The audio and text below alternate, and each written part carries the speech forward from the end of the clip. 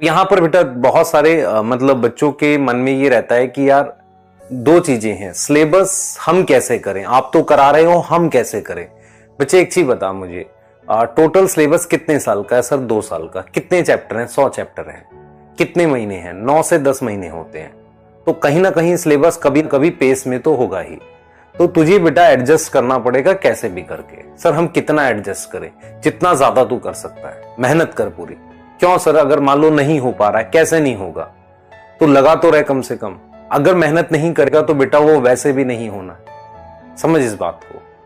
मतलब ये समझ कि तेरे आसपास के लोगों को तेरी हार से कोई खास फर्क नहीं पड़ता। फर्क उन्हें जब पड़ेगा जब तू जीत जाएगा। मतलब तू जीत जाएगा, सिलेक्ट हो जाएगा, तब उन्हें दिखेगा कि यार ये सिलेक्ट हो गया।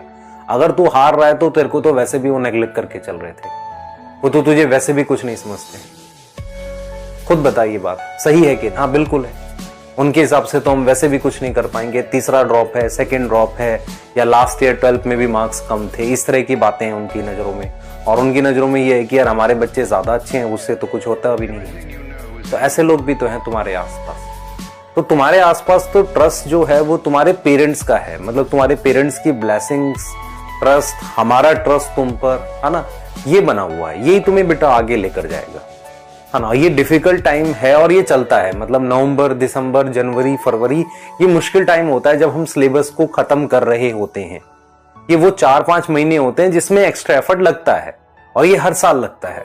और अगले साल जो सिलेक्ट होते हैं वो बताते हैं कि नहीं, हमने वो छोड़ा नहीं था। अगर आप, मैं पूछूं आपसे कि कुछ बच्चे हमारे पास आते हैं, कहते हैं सर हमारे 525 आए इस बार। मैं कहा क्यों ऐसा हुआ? सर लास्ट में जाकर हमसे हो नहीं पा रहा था। तो यार ये तो तुम्हें पता है ना कि अगर नहीं कर पाओगे तो फेल हो जाओगे। ये तो तुम्हें पता है ऑलरेडी। तो फिर क्यों नहीं पूरा एफर्ट कर रहे हो? क्यों डर रहे हो? क्यों घबरा रहे हो? क्यों मतलब नीचे दब रहे हो? क्योंकि सिचुएशन हमेशा ऐसी होती है जो फेवरेबल नहीं होती। और फिर अगर फेवरेबल होगी तो फिर फाइट कैसे सीखोगे लाइफ में? समझो इस बात को। तो कहीं ना कहीं बेटा फाइट रहेगी, और ये रहेगी अभी 2-3-4 महीने। और उसके बाद भी तुम्हें आखिरी तक है, क्योंकि ऐसे दिन भी आते हैं जब पूरे पूरे दिन कुछ नहीं पड़ा।